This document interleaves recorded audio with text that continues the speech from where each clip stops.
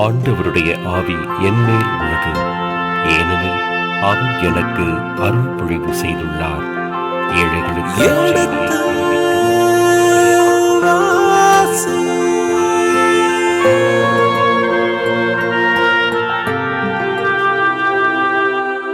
எடுத்து வாசி.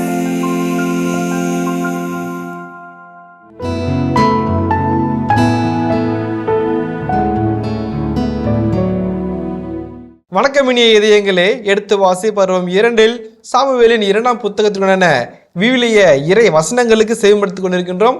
கடந்த பகுதியின் தொடர்ச்சியை இன்று தொடங்குவோம். வாருங்கள் நிகழ்ச்சிகள் செல்வோம். உங்கள் சார்பாக தந்தை அவர்களுக்கு வணக்கம் சொல்லி நிகழ்ச்சியை தொடங்குவோம். வணக்கம் தந்தை அவர்களே.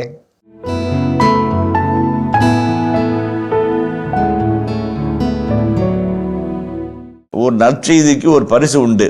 நற்செய்திக்கு ஒரு பரிசு, ஒவ்வொரு நற்செய்திக்கும் ஒரு பரிசு உண்டு. யோவாபுக்கு நன்றாக தெரியும் இது அரசர் நற்செய்தியாக எடுத்துக்கொள்ள மாட்டார் என்று தெரியும். அதனால் அவர் தன்னுடைய நண்பனான அகிமாசை வேண்டாங்கிறார். ஆனால் அகிமாசை நம்ம போயே ஆகணும்னு அடம் பிடிக்கிற மாதிரி கேஸாக இருக்கிறதுனால சரி நீ நீ போய் சொல்லு அப்படிம்பார். ஆனால் அகிமாசு அங்கே போன உடனே செய்தி சொல்லக்குள்ள அரசனுடைய முகமாற்றம், மனமாற்றம், அரசனுடைய உணர்வு குழப்பங்கள் எல்லாம் பார்த்தோன்னே டக்குனு ஒதுங்கிக்குவார். அதையும் பார்ப்போம் பாருங்களேன். அப்போது தாவீது 2 வாயில்களுக்கும் இடையே அமர்ந்து கொண்டிருந்தார். காவலன் மதிலின் வாயிலுக்கு மேல் ஏறி சென்று கண்களை ஏறெடுத்து பார்த்தான். ஓர் ஆள் தனியாக ஓடி வருவதை கண்டான். காவலன் குரல் எழுப்பி அதை அரசரிடம் கூற, அரசர் தனியாக வந்தால் அவனிடம் நற்செய்தி உள்ளது என்றார். அந்த ஆள் இன்னும் அருகில் வந்து கொண்டிருந்தார். காவலன் இன்னும் ஓராள் ஓடி வருவதை கண்டு அவன் குரல் எழுப்பி வாயில் காப்பவனிடம், இதோ இன்னொருவன் தனியாக ஓடி வருகிறான் என்று கூறினான். இவனும் நற்செய்தி கொண்டு வருகிறான் என்றார் அரசர். முதலில் வருகிறவனின் ஓட்டம் சாதோக்கின் மகன் அகிமாசின் ஓட்டத்தைப் போல உள்ளது என்று காவலன் உரைத்தான். அதற்கு அரசர், இவன் நல்லவன், இவன் நற்செய்தியோடு தான் வருகிறான் என்றார். அப்போ அகிமாசு அந்த கூசியன் 2 பேரும் ஓட்டப்பந்தயம் ஓடுறாங்க, யார் முன்னாடி போகிறதுன்னு. அகிமாசுக்கு எஃப்ரைம் காடுகளுடைய போக்கு தெரியும். ஆனால் குறுக்கு வழியில் அவர் ஃபாஸ்ட்டாக வர்றாரு. ஃபாஸ்ட்டாக வரக்குள்ள அது கரெக்டாக கண்டுபிடிக்கிறாங்க. பாருங்கள், அந்த காலத்தினுடைய போர் முறையை பாருங்கள். தூரத்துலேருந்து வர்றதை பார்த்தோன்னு சொல்கிறான், அவன் ஓட்டையும் நடையும் பார்த்தா அது அகிமாசு மாதிரி தெரியுது. எவ்வளோ துல்லியமாக கவனிக்கிறாங்க. அதான் போர் வீரர்களுடைய ஒரு அருமையான ஒரு இருந்தாலும் இந்த மாதிரி நடப்பார், போகிறாரு, வராரு, செய்கை, இதெல்லாம் இது ஒரு சார்ந்ததுன்னு. படைத்தலைவனாகிய அகிமாசனுடைய ஓட்டத்தையும் நடையும் பார்த்து அவன் சொல்கிறார். அப்போ அரசன் 2 பேர்த்தும் சொல்கிறார், தனியாக வந்தால் நல்ல செய்தி அப்படின்னாரு. அகிமாசனுடைய ஓட்டம் நடையும் போல் இருக்கிறதுன்னு சொன்னோன்னே அவன் நல்லவன், நம்மை சார்ந்தவன், அவன் நல்ல செய்தி தான் கொண்டு வருவான் என்று சொல்கிறார். இப்போ பாருங்களேன், இந்த 2 காரணம், how they read the people, how they read the body language, how they read the people and gestures, இதெல்லாம் ரொம்ப அழகாக, அதெல்லாம் பார்ட் ஆஃப் வார் ஸ்ட்ராட்டஜி இதில் பாருங்களேன். அப்போ 28ஆம் வசனத்தை வாசிப்போமே. அப்பொழுது அகிமாசு குரல் எழுப்பி நலம் உண்டாகுக என்று அரசிடம் சொன்னான். அவன் முகம் குப்புற தரையில் விழுந்து அரசரை வணங்கி, என் தலைவராம் அரசருக்கு எதிராக கையேந்தியவர்களை உம்மிடம் ஒப்படைத்த கடவுளாகிய ஆண்டவர் போற்றி போற்றி என்றான். இளைஞன் அப்சலோம் நலமா என்று அரசர் வினவ, அகிமாசு, அரச பணியாளனும் அடியானுமாகிய என்னை யோவாபு அனுப்பும்போது அங்கு பெரும் குழப்பமாக இருந்தது, ஆனால் அது என்னவென்று எனக்கு தெரியாது என்றான். அரசர் அவனை நோக்கி, விலகி அங்கே நில் என்று கூற அவனும் விலகி நின்றான். பாருங்க, அதாவது ராஜதந்திரன்றது இவன் ஓட்டம் ஒட்டியாடு அண்டையமாக குறுக்கில் காட்டில் மேட்டில் அலத்தறிஞ்சு வரான். உமக்கு எதிராக கையோங்கியவர்கள் அழிந்து போவார்களாக, உமக்கு எதிராக படையெடுக்கிறவர்கள் நொறுங்கி போவார்களாக, உமக்கு எதிராக படை நடத்துகிறவர்கள் ஒருபோதும் தங்கள் எண்ணத்தில் வெற்றி வராமல் போவார்களாக என்றெல்லாம் சொல்கிறான். சொல்லுக்குள்ள அரசர் ஒரு கேள்வி கேட்குறாரு. என்ன கேள்வி கேட்குறாரு? பையன் அப்துல்லா நலமா இருக்கிறானா என்று கேட்டார். அகிமாசு ஷார்ப்பாக டக்குன்னு குத்துது மனசில். யோபுங்க சொன்னது, இந்த அரசர் இளவரசர் இறந்த நாள் இது செய்தி சொல்ல வேண்டியவன் நீ அல்ல. டக்குன்னு உடனே பிச்சம் அவ்வளோ தூரம் ஒடியாந்தவன், காடு மேடெல்லாம் சுற்றி ஒடியாந்தவர், உளுந்தடிச்சிட்டு ஒடியாந்த ஆள், டக்குன்னு யோவாப் என்னை அனுப்பிய போது அங்கே ஒரு பெரும் குழப்பமாக இருந்தது, என்ன நடந்தது எனக்கு தெரியாதுன்ட்டு ஒதுக்கிட்டான். ராஜதந்திரம் பாருங்க, இல்லாட்டினா அவன் தலையே போயிருக்கும் இல்லைங்களா? ரைட், அடுத்த வருஷம் கூசியன் பாருங்களேன். அப்போது கூசியனும் வந்து, என் தலைவராம் அரசே, நற்செய்தி, இன்று ஆண்டவர் உமக்கு எதிராக எழுந்த அனைவரின் கையிலிருந்து உம்மை விடுவித்துள்ளார் என்று கூறினான். இளைஞன் அப்சலோம் நலமா என்று அரசர் வினவ, கூசியன், என் தலைவராம் அரசரின் எதிரிகளும் உமக்கு எதிராக தீங்கிழைக்க எழுந்துள்ள அனைவரும் அந்த இளைஞனைப் போல் ஆவார்களாக என்றான். அப்பொழுது அவர் அதிர்ச்சியுற்று, என் மகன் அப்சலோமே, என் மகனே, என் மகன் அப்சலோமே, உனக்கு பதில் நான் இறந்திருக்கலாமே, அப்சலோமே, என் மகனே, என் மகனே என்று கதறிக்கொண்டே மதில் வாயிலின் மாடி அறைக்கு சென்றார்.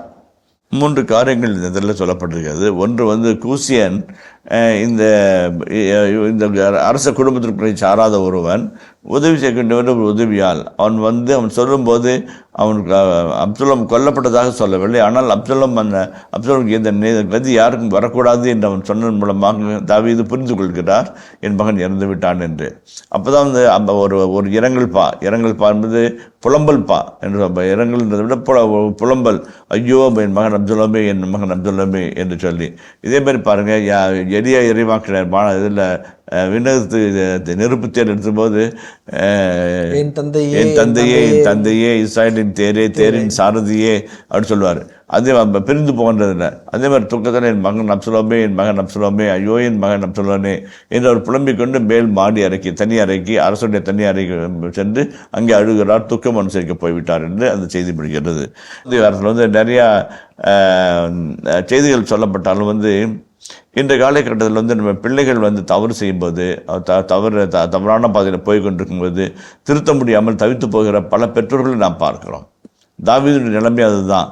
சொந்த மகன் தன் மாரிலே வளர்ந்தவன், தூக்கி எடுத்து வளர்த்தப்பட்டவன், வந்து போர்க்களத்துக்குள்ளாக புகுந்து தனக்கு எதிராக படை திரட்டும் போது என்ன செய்யறதுன்னு தெரியாமல், அணைக்கவும் முடியாமல், அடிக்கவும் முடியாமல் தவித்து போய் இருக்கிற நிலையை நாம் பார்க்குறோம்.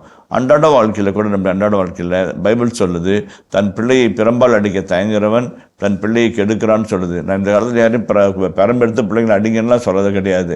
அதற்ற வேண்டிய இடத்துல அதற்ற வேண்டும், அறிவுரை சொல்ல வேண்டியது அறிவுரை சொல்ல வேண்டும்.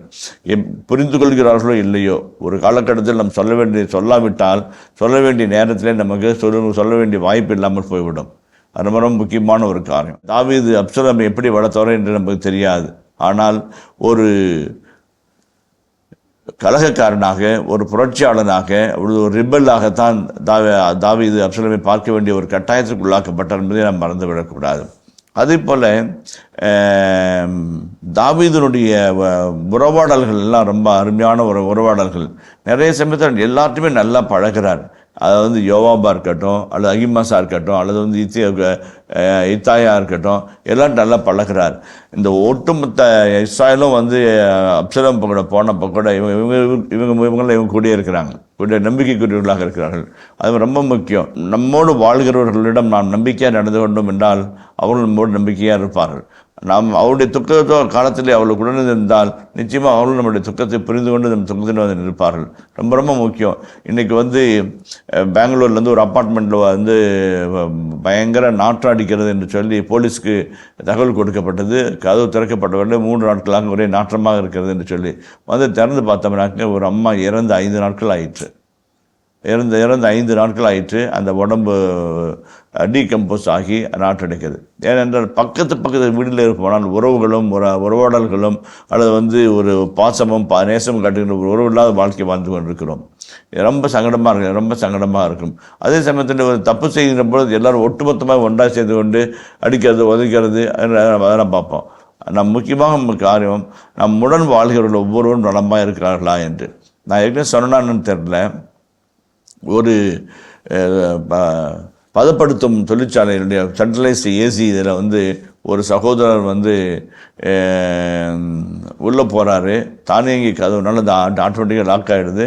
5 மணிக்கு எல்லோரும் போயிடுறாங்க. 4:50 போனார். உள்ளே ஏதோ ஒரு பொருள் எடுக்க போனார். தானியங்கி கதவு இதனால அது வந்து ஆட்டோமேட்டிக்காக லாக் ஆகிடுது. போயிடுறாங்க. உள்ளேருந்து எந்த சத்தம் போட கேட்கறது இல்லை.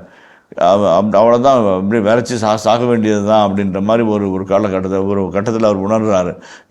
இன்று நமக்கு மரணம் நிச்சயம் என்று சொல்லி அவர் மரணத்தை பற்றிய எண்ணத்தோடு அவருடைய கலங்கி போய் உள்ளே உட்கார்ந்திருக்கிறார். சரியாக 5:10, 5:15 மணிக்கு அந்த கதவு திறக்கப்படுகிறது. திறக்கும் போது பார்த்தா ஒரு வாட்ச்மேன் இருக்கிறார். வாட்ச்மேன் இருக்கிறாரு. சார் அப்படிங்கிற இவர் அப்படியே அரை மேகத்தில் இருக்கிற அப்படி எழுப்பி அவரை தட்டி தூக்கி வெளியே கூப்பிட்டு வந்து இது பண்ணார். நான் உள்ளே இருப்பேன் உங்களுக்கு எப்படி தெரியும் அப்படின்னு சொல்லி அவர் கேட்குறாரு. இல்லை சார், நீங்கள் ஒருத்தர் தான் இந்த 150 பேர் ஒர்க் பண்ணுற கம்பெனியில் டெய்லி எனக்கு குட் மார்னிங் குட் ஈவினிங் சொல்லிட்டு போவீங்க. இன்றைக்கி போக்கில் நீங்கள் குட் ஈவினிங் சொல்கிறதுக்கா நீங்கள் சொல்ல வரல, என்னாச்சுன்னு தெரியல, உங்களுக்கு தேடிட்டு உள்ளே வந்தேன், நீங்கள் உள்ளே இருந்தீங்கன்னு ஆறான். சின்ன சின்ன உறவு பரிமாற்றங்கள் நம்முடைய வாழ்வை பலப்படுத்துகிறது, வாழ்வை நிதானப்படுத்துகிறது, வாழ்வை நிறைவினுடைய உச்சத்துக்கு நம்ம அழைத்து செல்கிறது. நம்மகிட்ட இருக்கிற பெரிய 10 லட்சம் காசோ அல்லது ஒரு காரோ நம்மளை பெரிய மகிழ்ச்சிக்கு உள்ளாக்காது. இந்த உறவுகள் தான், இந்த உறவுகள் நல்ல உறவுகள். தாவீது இன்பத்திலும் துன்பத்திலும் உடல்நலத்திலும் நோயிலும் அவர் தன்னுடைய படைவீரர்களுக்கு பிரமாணிக்கமாக இருந்தார். அவர்களுக்கு தகுதியான மதிப்பையும் மரியாதையும் கொடுத்தாரு, தேவையான அறிவுரையும் கேட்டுக்கிட்டார். அதன் பிரகாரம் மிகப்பெரிய பிரச்சனையாக வந்த இந்த அப்சலோமுடைய பிரச்சனையை மிக எளிதாக கையாண்டார். சரிங்களா? அது முக்கியமான ஒரு காரியம். மூன்றாவதாக ஒரு காட்சி மிக முக்கியமான ஒரு செய்தி சொல்ல ஆசைப்படுகிறோம். சில சமயத்தில் தக்க காலத்தில் நம் பிள்ளைகளை கண்டிக்காவிட்டால், அச்சுறுத்தாவிட்டால், அறிவுரையினால் திருத்தாவிட்டால், ஒரு காலகட்டத்தில் நம் எல்லை மீறி போகும்போது நம்மால் எதுவும் செய்யவே முடியாது என்பதை நாம் மறந்துவிடக்கூடாது. பள்ளிக்கூடமாக இருக்கட்டும் அல்லது இளம் வயதாக இருக்கட்டும், அந்தந்த நேரத்தில் சொல்ல வேண்டிய கருத்துக்களை சொல்லி இருக்க வேண்டும். எனக்கு நல்ல ஞாபகம் இருக்குது, ஒரு அம்மா ஹெவி டிராஃபிக்கு, பயங்கரமான டிராஃபிக்கில் வின்சென்ட் மேடன், பெங்களூரில் வின்சென்ட் மேடன் இடம் டிராஃபிக்கில் மேலே போகுது. குமிஞ்சு இந்த குழந்தை ஸ்கூலில் முன்னாடி உட்காந்து நின்றுட்டு இருக்கிற அந்த குழந்தையோடு பேசிக்கிட்டு வந்துச்சு.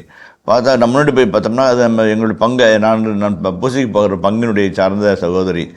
அடுத்த வாரம் அந்த சகோதரி பூசியரை பார்த்துட்டு, என்ன நீங்கள் அவ்வளோ பெரிய டிராஃபிக்கில் நீ குழந்தைங்கிட்ட அப்படி மூஞ்சி பேசிட்டு போயிட்டு இருக்கிறீங்க, ஏதாவது ஒன்று ஆச்சுன்னா என்ன பண்ணுறது அப்படின்னு சொல்லி கேட்டேன், வாஞ்சியோடு கேட்டேன்.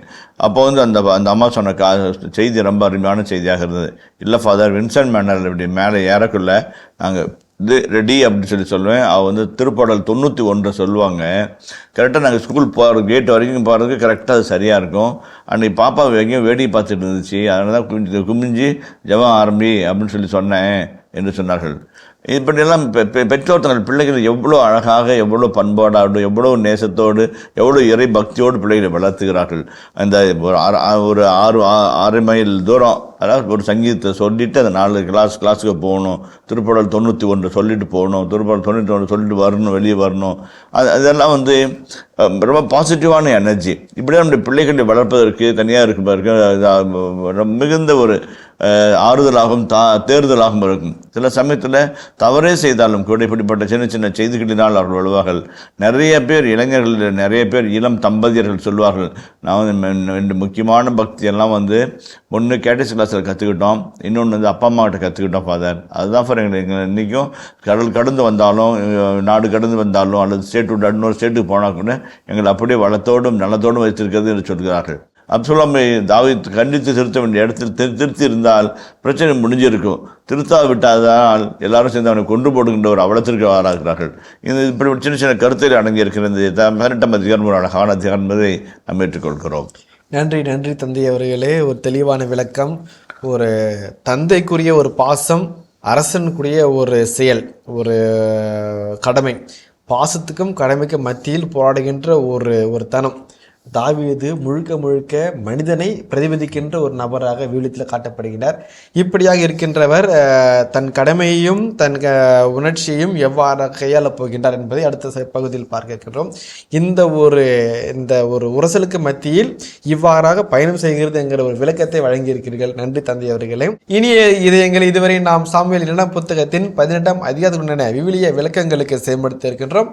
இனி இந்த அதிகாரத்தின் இறை வசனங்களுக்கு செவிமடுப்போம். சாமுவேல் 2ஆம் நூல், அதிகாரம் 18. தாவீது தம்மோடிருந்த வீரர்களை கணக்கெடுத்து அவர்கள் மீது 1000 தலைவர்களை நியமித்தார். வீரர்களுள் 1/3 பகுதியினரை யோவாபின் தலைமையிலும், அடுத்த 1/3 பகுதியினரை யோவாபின் சகோதரன் செருயாவின் மகன் அபிசாயின் தலைமையிலும், இன்னும் 1/3 பகுதியினரை கித்தியன் இத்தாயின் தலைமையிலும் தாவீது அனுப்பினார். தாமும் அவர்களோடு புறப்படுவதாக அரசர் வீரர்களிடம் கூறினார். நீர் வெளியே வர வேண்டாம், ஏனெனில் நாங்கள் புறமுதுகு காட்டி ஓடினால் அவர்கள் எங்களை பற்றி கவலைப்பட மாட்டார்கள்.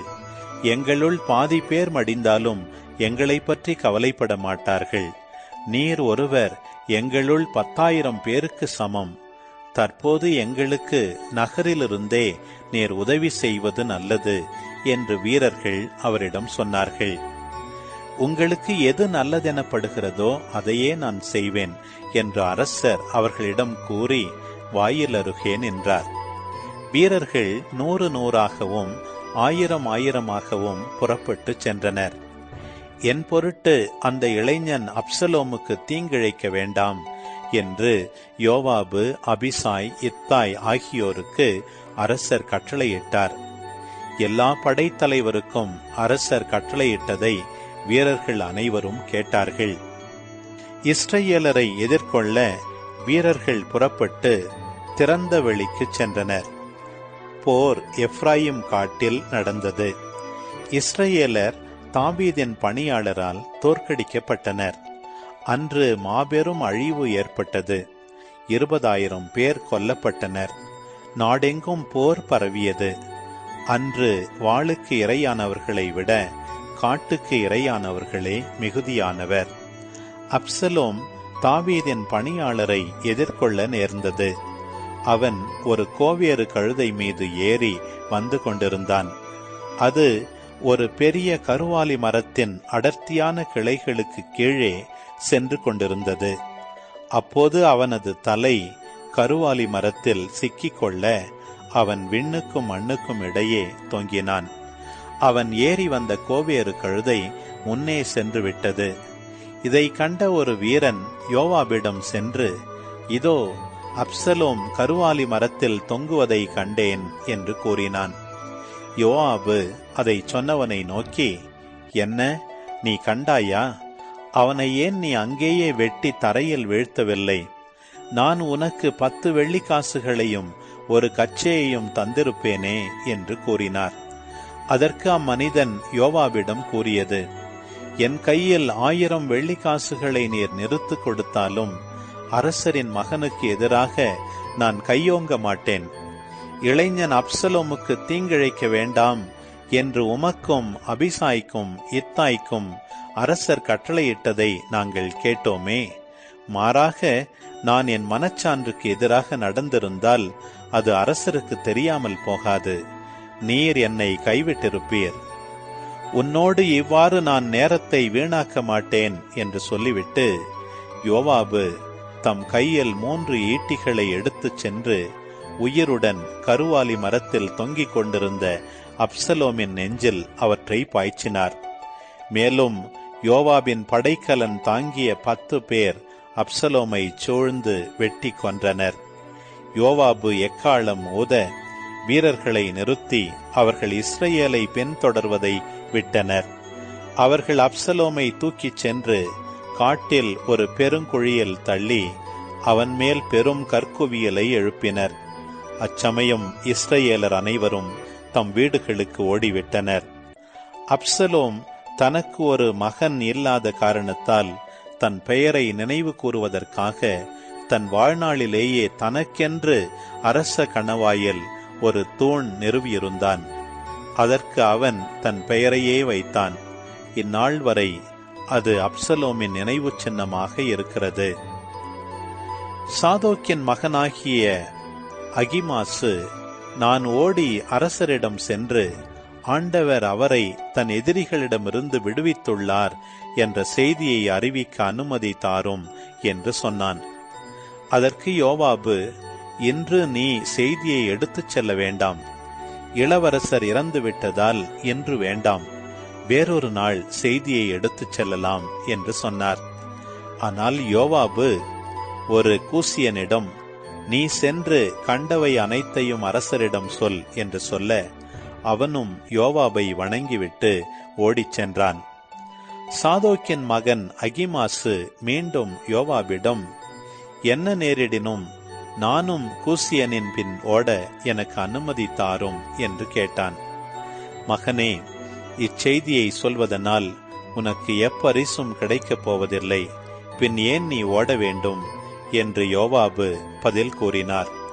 நடப்பது நடக்கட்டும், நான் ஓட விரும்புகிறேன் என்று அவன் மீண்டும் சொல்ல, சரி ஓடு என்று யோவாபு மறுமொழி கூறினார்.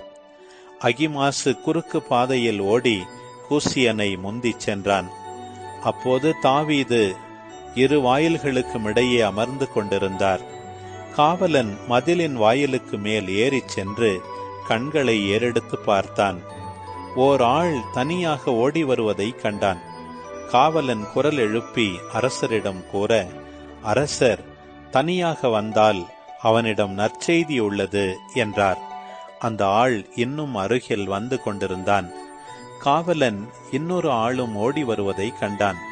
கண்டு அவன் குரல் எழுப்பி வாயில் காப்போனிடம், இதோ இன்னொருவன் தனியாக ஓடி வருகிறான் என்று கூற, அரசர் இவனும் நற்செய்தி கொண்டு வருகிறான் என்றார். முதலில் வருகிறவனின் ஓட்டம் சாதோக்கின் மகன் அகிமாசின் ஓட்டத்தை போல் உள்ளது என்று காவலன் உரைக்க, அதற்கு அரசர், இவன் நல்லவன், இவன் நற்செய்தியோடு வருகிறான் என்றார். அப்போது அகிமாசு குரல் எழுப்பி நலம் உண்டாகுக என்று அரசரிடம் சொன்னான். அவன் முகம் குப்புற தரையில் விழுந்து அரசரை வணங்கி, என் தலைவராம் அரசருக்கு எதிராக கையோங்கியவர்களை ஒப்படைத்த உம் கடவுளாகிய ஆண்டவர் போற்றி போற்றி என்றான். இளைஞன் அப்சலோம் நலமா என்று அரசர் வினவ, அகிமாசு, அரச பணியாளனும் உம் அடியானும் ஆகிய என்னை யோவாபு அனுப்பும்போது அங்கு பெரும் குழப்பமாக இருந்தது. ஆனால் அது என்னவென்று எனக்கு தெரியாது என்றான். அரசர் அவனை நோக்கி, விலகி அங்கே நில் என்று கூற, அவனும் விலகி நின்றான். அப்போது கூசியனும் வந்து, என் தலைவராம் அரசே, நற்செய்தி, இன்று ஆண்டவர் உமக்கு எதிராக எழுபவர்களின் கரத்தினின்று உம்மை விடுவித்துள்ளார் என்று கூறினான். இளைஞன் அப்சலோம் நலமா என்று அரசர் வினவ, கூசியன், என் தலைவராம் அரசரின் எதிரிகளும் உமக்கு எதிராக தீங்கிழைக்க எழுந்துள்ள அனைவரும் அந்த இளைஞனைப் போல் ஆவார்களாக என்றான். அப்போது அவர் அதிர்ச்சியுற்று, என் மகன் அப்சலோமே, என் மகனே, என் மகன் அப்சலோமே, உனக்கு பதில் நான் இறந்திருக்கலாமே, அப்சலோமே என் மகனே என்று கதறிக்கொண்டே அவர் வாயிலின் மாடி அறைக்கு சென்றார்.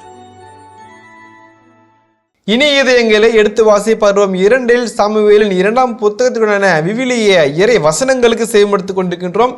இதன் தொடர்ச்சியை மீண்டும் அடுத்த பகுதியில் தொடர்வோம். அதுவரை இணைந்திருங்கள். இயேசுவுக்கே புகழ், இயேசுவுக்கே நன்றி, மரியே வாழ்க. அந்த படைவீரர்கள் எல்லாம் இந்த மகிழ்ச்சி என்ற வாழ்த்தொலியை பெறுவார்கள். அதற்கப்புறம் அடிமைகள், அதுக்கப்புறம் கைப்பற்றப்பட்ட பொருட்கள் இதெல்லாம் கொண்டு வரப்படும். இப்படி வந்து ஒரு பவுனியாக வரும். யார் யாருக்கு கம்பேர் பண்ணி அழகாக வந்து ஒப்பிட்டு எது முக்கியம் என்பதை தெளிவுபடுத்துகின்ற ஒரு அழகான ஒரு பேச்சு திறனாளியாக அவர் அமைக்கிறார்.